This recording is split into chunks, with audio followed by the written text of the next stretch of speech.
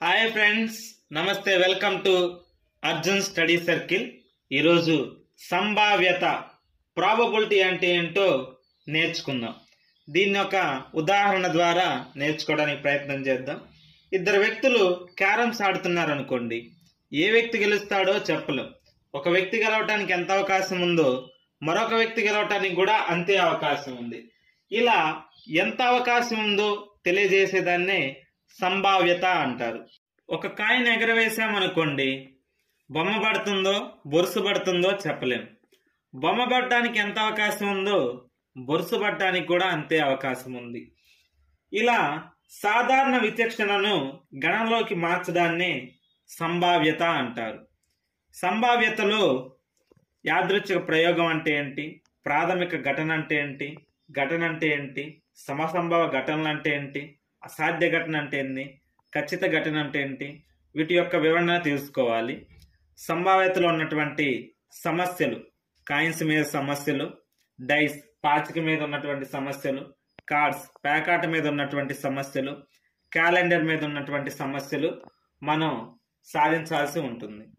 యాదృచ్ఛిక ప్రయోగము ఒక ప్రయోగానికి సంబంధించిన ఫలితాల జాబితా ముందుగానే తెలిసి ఏ ఫలితం వస్తుందో చెప్పలేనిదై ఒకే విధమైన పరిస్థితుల్లో ఆ ప్రయోగాన్ని ఎన్నిసార్లైనా పునరావృతం చేయగలిగితే అట్టి ప్రయోగాన్ని యాదృచ్ఛిక ప్రయోగము అంటారు.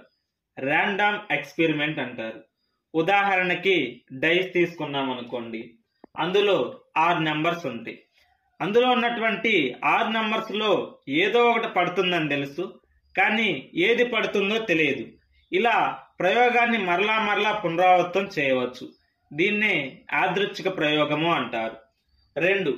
ప్రాథమిక ఘటన లేదా లఘు ఘటన. ఒక యాదృచ్ఛిక ప్రయోగానికి చెందిన ప్రతి ఫలితాన్ని లఘు ఘటన అంటారు. ఒక నాణ్యాన్ని ఎగరవేసినప్పుడు బొమ్మ పడుతుంది, బొరుసు పడుతుంది. ఇలా 2 అవకాశాలు ఉన్నాయి, బొమ్మ బొరుసు.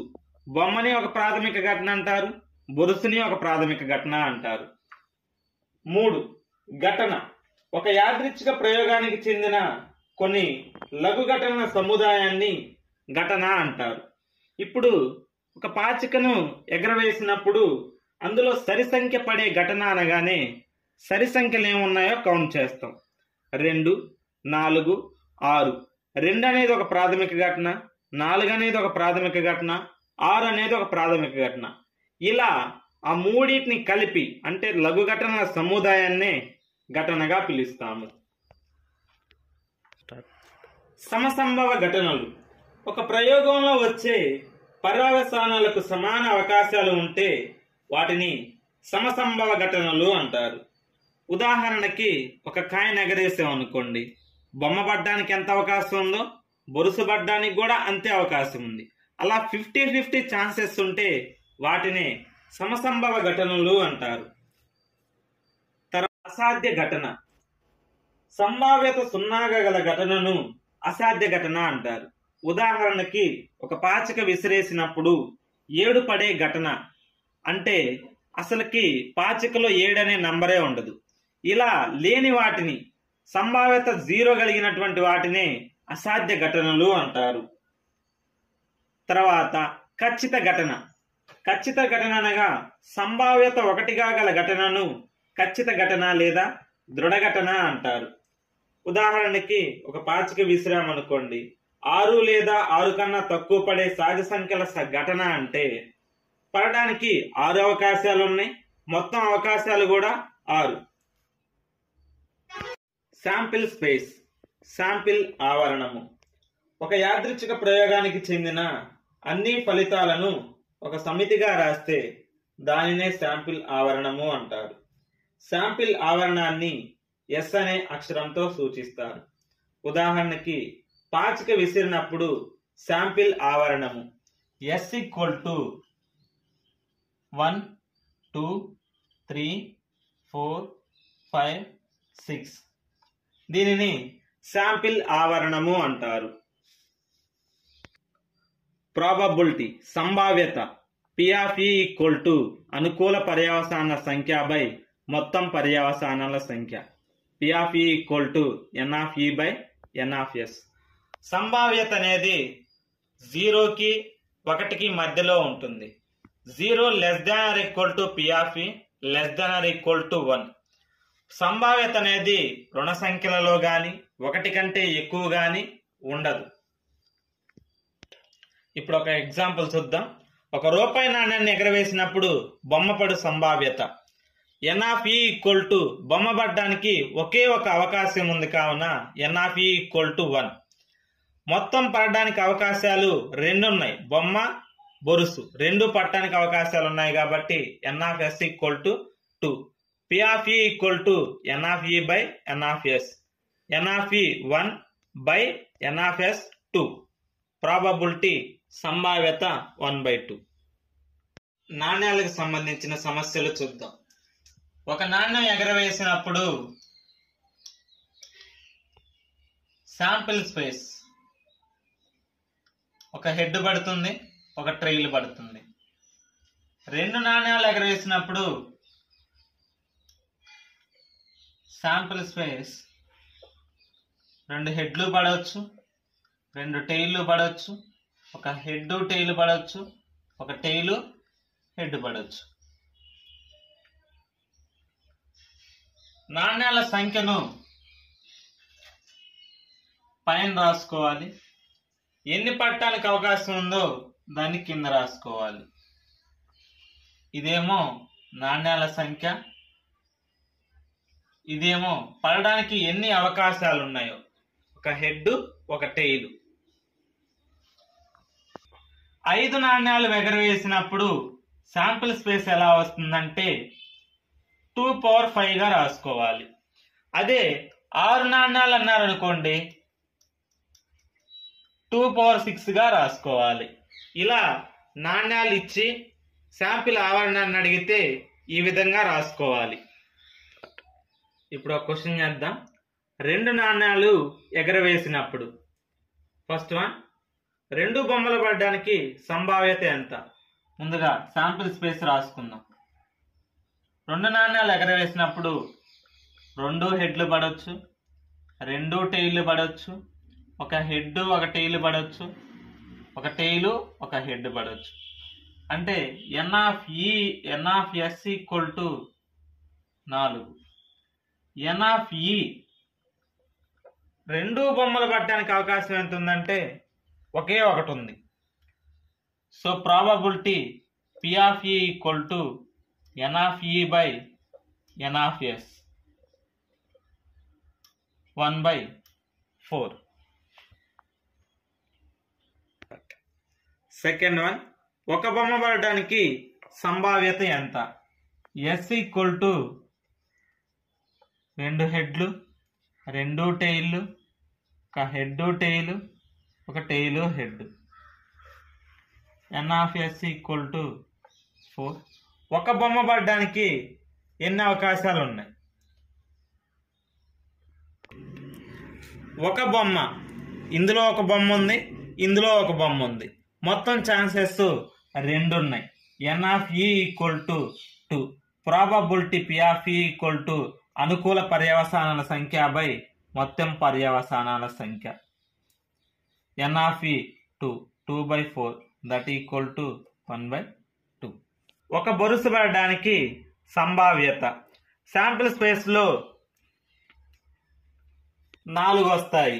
N of S = 4.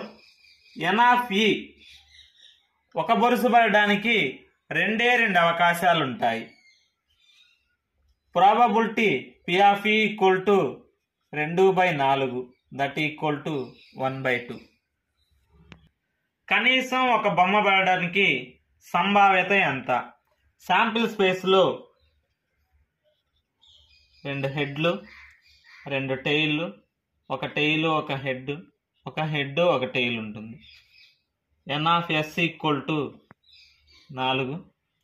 N of E కనీసం ఒక బొమ్మ పడడానికి 1, 2, 3 ఉన్నాయి.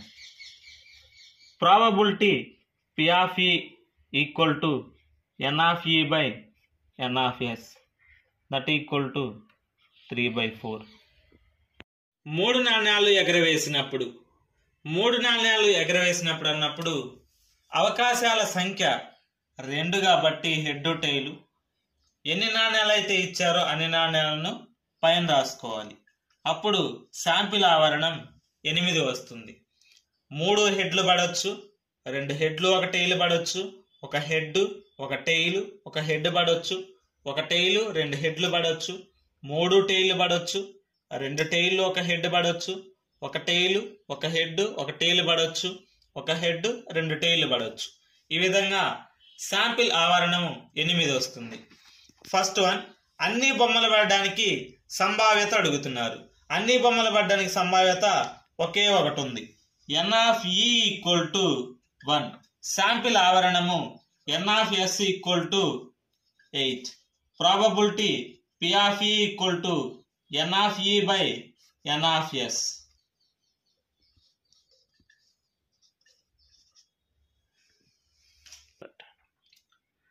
సెకండ్ వన్, రెండు బొమ్మలు పడడానికి సంభావ్యత. 2 బొమ్మలు పడడానికి ఎన్ని అవకాశాలు ఉన్నాయో చూడాలి. N(E) = 2 బొమ్మలు పడడానికి 1 2 3. N(S) = 8. P(E) = N(E)/N(S). that = 3/8. ఒక బొమ్మ పడడానికి సంభావ్యత. ఒక బొమ్మ పడడానికి సంభావ్యత ఎంత? N(E) = ఒక బొమ్మ పడడానికి 1 2 3. N(E) = 3. N(S) 8. ప్రాబబిలిటీ సంభావ్యత P(E) = N(E)/N(S). that = 3/8.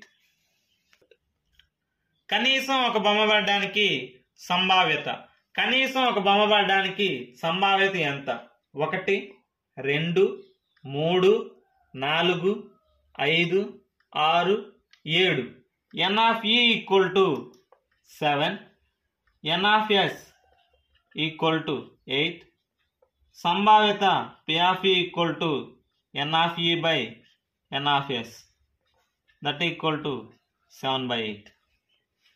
ఇప్పుడు పాచిక మీద సమస్యలు చూద్దాం. ఒక పాచికను విసిరినప్పుడు శాంపిల్ ఆవరణము 1 2 3 4 5 6. శాంపిల్ ఆవరణము 6 వస్తుంది. క్వశ్చన్ నెంబర్ 1, ప్రధాన సంఖ్య అగుటకు సంభావ్యత. ఇందులో ప్రధాన సంఖ్యలు ఏమేమి ఉన్నాయో చూడాలి. 2 3 5. N(E) = 3. N(S) = 6 అవుతుంది. Probability P(E) = N(E)/N(S). 3/6. that = 1/2. Second one, సరి సంఖ్య అగుటకు సంభావ్యత. ఎన్ని సరి సంఖ్యలు ఉన్నాయో చూసుకోవాలి. 2 4 6. N(E) = 3. Sample space N(S) = 6. Probability సంభావ్యత P(E) = N(E)/N(S). N(E) 3, N(S) 6. that = 3 1s 3 2s 1/2. 2 పాచికలు విసిరినప్పుడు sample ఆవరణం 6² అవుతుంది. 2 అనేదేమో పాచికల సంఖ్యను చూపిస్తుంది. 6 అనేదేమో పాచికలో ఉన్నటువంటి నంబర్స్ చూపిస్తుంది. 6² అనగా 36 వస్తాయి. 1 1 1 2 1 3 1 4 1 5 1 6 2 1 2 2 2 3 2 4 2 5 2 6. ఇలా ఇటువైపు ఏమో 1 2 3 రాసుకొని తర్వాత 1 2 3 వరుసగా ఇలా రాసుకుంటే ఈజీగా రాసుకోవటం అర్థం అవుతుంది. 3 1 3 2 3 3 3 4 3 5 3 6 4 1 4 2 4 3 4 4 4 5 4 6 5 1 5 2 5 3 5 4 5 5 5 6 6 1 6 2 6 3 6 4 6 5 6 6 ఇలా మొత్తం 36 వస్తాయి. ఇప్పుడు చుక్కల మొత్తం 2 అవటానికి ఎన్ని అవకాశాలు ఉన్నాయి? చుక్కల మొత్తం 2 అవటానికి ఒకే ఒక అవకాశం ఉంది. చుక్కల మొత్తం 2 అవటానికి ఒకే ఒక అవకాశం ఉంది. చుక్కల మొత్తం 3 అవడానికి 2 అవకాశాలు ఉన్నాయి. 1 2. చుక్కల మొత్తం 4 అవడానికి 3 అవకాశాలు ఉన్నాయి. 1 2 3. చుక్కల మొత్తం 5 అవడానికి 4 అవకాశాలు ఉంటాయి. 1 2 3 4. ఇట్లా క్రాస్గా తీసుకుంటే మీకు చుక్కల మొత్తం ఎంత వస్తుందో అర్థం అవుతుంది. చుక్కల మొత్తం 5 అవడానికి మొత్తం 4 అవకాశాలు ఉన్నాయి.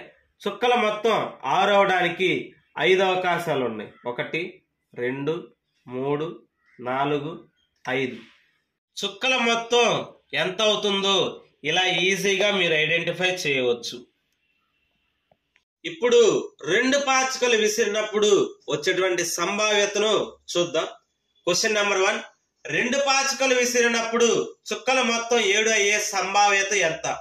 చుక్కల మొత్తం 7 అవటానికి సంభావ్యత పాసిబిలిటీస్ ఎన్ని ఉంటాయి అంటే n of e = 6 ఉంటాయి. నంబర్ ఆఫ్ పాసిబిలిటీస్ శాంపిల్ ఆవరణం n of s = 36 ఉంటాయి. Probability p of e = n of e by n of s. 6/36 అంటే that equal to 6 1s are 6 6s are 1/6. Second question. 2 పాచికలు విసిరినప్పుడు చుక్కల మొత్తం 10 అయ్యే సంభావ్యత ఎంత? 10 అవడానికి n of e = 3 పాసిబిలిటీస్ ఉంటాయి. మొత్తం శాంపిల్ ఆవరణం n of s = 36. Probability p of e = n of e by n of s. n of e 3, n of s 36. 3 1s are 3 2s are 1/12. Probability p of e = 1/12 అవుతుంది. Question number 3. 2 పాచికలు విసిరినప్పుడు చుక్కల మొత్తం 14 అయ్యే సంభావ్యత ఎంత? n of e అసలు చుక్కల మొత్తం 14 అవడానికి అవకాశమే లేదు. కావున n of e = 0 అవుతుంది. మొత్తం possibilities n of s = 36. Probability p of e = n of e by n of s. n of e 0, n of s 36, that equal to 0. Probability 0 అవుతుంది. ఇప్పుడు కార్డ్స్ మీద ఉన్నటువంటి లెక్కలు చూద్దాం. పేకాట. ఇందులో హార్ట్లు 13 ఉంటాయి. ఈ 13 రెడ్ కలర్లో ఉంటాయి. డైమండ్లు ఇవి 13 ఉంటాయి. ఈ 13 రెడ్ కలర్లో ఉంటాయి. స్పేడ్లు ఇవి 13 ఉంటాయి. ఇవి బ్లాక్ కలర్లో ఉంటాయి. క్లబ్లు 13 ఉంటాయి. ఇవి బ్లాక్ కలర్లో ఉంటాయి అన్నమాట. మొత్తం రెడ్ కలర్లో ఉండేవి 26 ఉంటాయి. మొత్తం బ్లాక్ కలర్లో ఉండేవి 26 ఉంటాయి. మొత్తం మీద కార్డ్స్ అన్ని 52 ఉంటాయి. ఇందులో ఫేస్ కార్డ్స్ అనగా జాక్, కింగ్, క్వీన్ వీటిని ఫేస్ కార్డ్స్ అంటారు. ముఖ కార్డులు అంటారు. ఇవి 12 ఉంటాయి. ఏసు, జాక్, కింగ్, క్వీన్ వీటిని హానరబుల్ కార్డ్స్ అంటారు. ఇవి మొత్తం 16 ఉంటాయి. ప్రతి దాంట్లో ఒక కింగ్ ఉంటుంది, ఒక జాక్ ఉంటుంది, ఒక క్వీన్ ఉంటుంది, ఒక ఏస్ ఉంటుంది. ఇప్పుడు కార్డ్స్ మీద ఉన్నటువంటి లెక్కలు చూద్దాం. 1. బాగా కలిపిన పేక మొక్కల కట్ట నుండి యాదృచ్ఛికంగా ఒక కార్డును ఎంపిక చేస్తే అది ఈ క్రింది వాటి సంభావ్యత ఎంత? అది ఏ సగటుకు సంభావ్యత ఎంత? ఏస్ అవడానికి అవకాశాల సంఖ్య ఎంత ఉంటుందంటే n of e = 4 ఏసులు ఉంటాయి. మొత్తం పాసిబిలిటీస్ అవకాశాలు ఎన్ని ఉన్నాయంటే n of s = 52 ఉంటాయి. Probability P of E equal to N of E by N of S. 4/52 that equal to 1/13. Question number 2. ఏస్ కాకపోవటకు సంభావ్యత ఎంత? ఏసు కాకపోవటానికి మొత్తం ఎన్ని అవకాశాలు ఉంటాయి? ఏస్ కార్డులు మొత్తం 4 ఉంటాయి. 52లోంచి 4 పోతే 48. మొత్తం కార్డుల సంఖ్య N of S equal to 52. Probability P of E equal to N of E by N of S.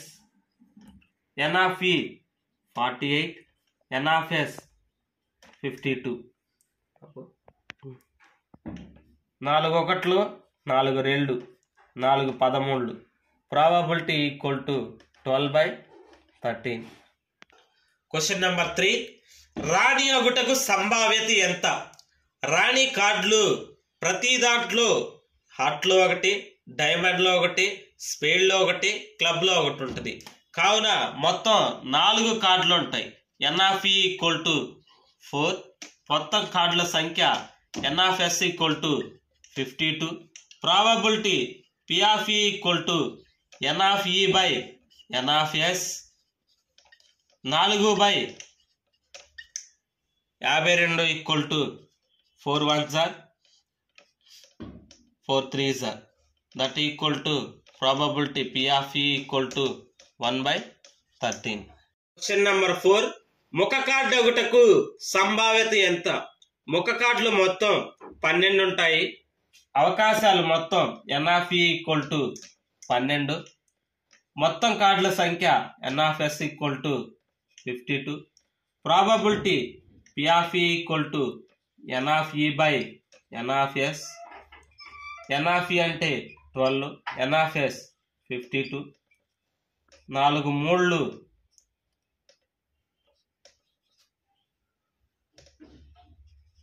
3/13. Question number 5. Spade ఒకటకు సంభావ్యత. స్పేడ్ కార్డులన్నీ బ్లాక్ కలర్ లో ఉంటాయి. మొత్తం 13 కార్డ్స్ ఉంటాయి. N of E equal to 13, N of S equal to 52. Probability P of E equal to N of E by N of S. N of E 13, N of S 52. 13 1s are 13 4s are. Probability 1/4. Question. స్పేడు ముఖ card ఒకటకు సంభావ్యత ఎంత? ఆ card spade అయి ఉండాలి, ముఖ card అయ్యి ఉండాలి. స్పేడ్లు మొత్తం 13 ఉంటాయి. అందులో ముఖ కార్డులు కేవలం 3 మాత్రమే ఉంటాయి. సో అవకాశాల సంఖ్య N of E equal to 3. మొత్తం కార్డుల సంఖ్య N of S equal to 52. Probability P of E equal to N of E by N of S. N of E 3, N of S 52. Probability P of E equal to 3/52.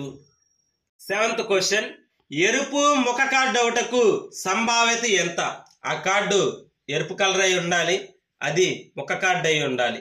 ఎరుపు రంగులో ముఖ కార్డులు 6 మాత్రమే ఉంటాయి. N of E equal to 6, N of S equal to 52. Probability P of E equal to N of E by N of S. N of E 6, N of S 52. 2 3s are 226 are. Probability 3/26. Question number 8. Diamond ఒకటకు సంభావ్యత ఎంత? Diamond cards మొత్తం 13 ఉంటాయి. N of E equal to 13, N of S equal to 52. Probability P of E equal to N of E by N of S. N of E 13, N of S 52. 13 1s are 13 4s are. 1/4. 9th question. నలుపు card ఒకటకు సంభావ్యత ఎంత? నలుపు రంగు కార్డులు మొత్తం 26 ఉంటాయి. N of E equal to 26, N of S equal to 52. Probability P of E equal to N of E by N of S. N of E 26, N of S 52. 26 ones are 26 twos are. Probability 1/2. ఈ video కనుక మీకు నచ్చినట్లయితే like చేయండి, share చేయండి, subscribe చేసుకోండి. మరిన్ని videos కోసం చూస్తూనే ఉండండి అర్జున్ స్టడీ సర్కిల్.